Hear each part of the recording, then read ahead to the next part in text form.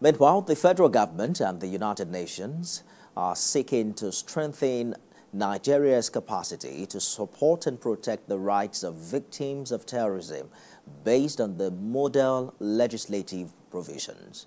The support will be funded by the United Nations Office of Counter-Terrorism and the U.S. Department of State. Moyo Thomas reports. It is the 7th commemoration of the International Day of Remembrance and tribute to victims of terrorism.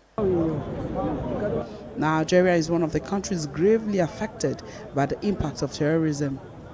About 30,000 Nigerians reportedly died, with over 2.4 million displaced by the Boko Haram terrorism, which escalated cases of humanitarian needs in the country. This building, the UN House, 13 years ago, was attacked by a suicide bomber, killing 23 staff and partners, leaving over 60 people with varying degrees of injury.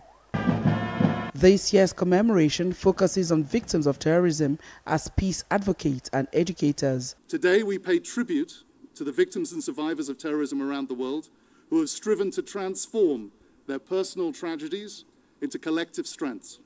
And we emphasize the importance of heeding their voices when they advocate for peace-building initiatives while fostering dialogue and promoting understanding amongst diverse communities.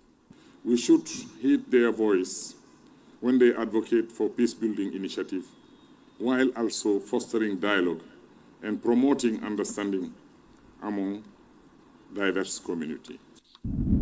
Over the years, efforts to significantly advance the international victims of terrorism agenda have encompassed acts of solidarity and unity by the international community and by member states in establishing national frameworks to support victims and survivors through strengthened capacity building initiatives.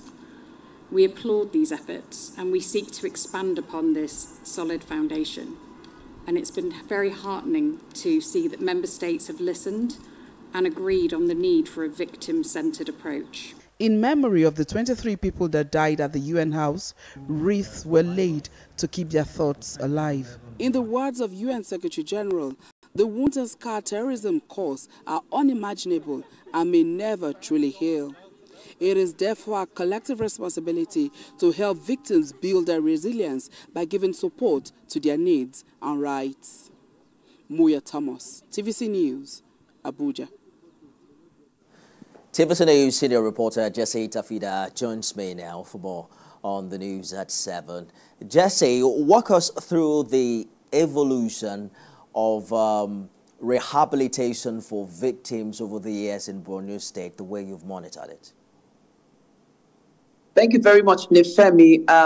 It is, let me say, overwhelming for the government because according to the state governor some months ago, that it is so much overwhelming to the state government to rehabilitate these survivors of the 13-year conflict. It's over a decade long, and we know how the displaced persons are, those also rescued from the terrorists are faring now, because the state government have put in place rehabilitation centers in the state to rehabilitate those that were victims of the terrorists. We know the incidents that happened in Chibok. Now, Chibok schoolgirls have undergone a lot of psychotrauma healing process, and all this is effort by the state government to see that victims of terrorism are being catered for. Let's talk about women and children. These are the most vulnerable during any conflict. And there's a report released by the state government that over a million children are victims of these terrorist attacks. And the state government is trying their best to see that these children are being catered for, are being taken back to school to, meet up things they have missed. There are children that are being born at this period, and they've known terrorism all their life, running helter-skelter for safety when the insurgency is at its peak. But thanks to God that things are getting back to normal. A lot of these survivors of insurgency are trying to get back the pieces of their lives trying to start a new living. And it is all the support of the military, the state government, and also the federal government. And when you say things are returning to normal, walk us through how well we're doing with emptying the IDPs and getting the people back to their communities. Now, the state governor, Babagana Zulum, has last year said he's going to close down all IDP camps because a lot of the communities that have been sacked, villages have been sacked, they are now liberated by the Nigerian military, and most of the local governments are peaceful and people can go back. And that is why the state government with development partners are doing all they can to put basic amenities in place. Houses have been built.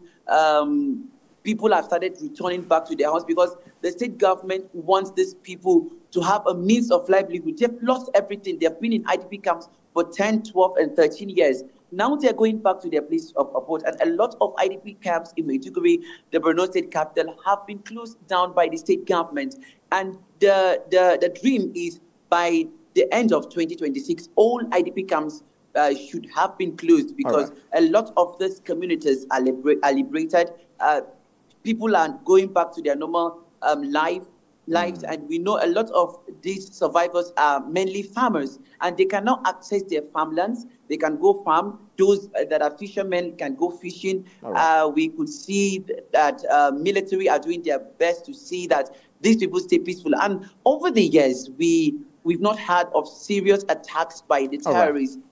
So we hear, pocket of attacks, bomb blasts and stuff like that. But aside that, most communities are liberated, and most IDPs are back, and they are picking up the pieces of their lives. Government will be able to sustain peace as it is relative to what we are known to, what we're used to. Senior reporter Jesse Tafida live for us in Maiduguri.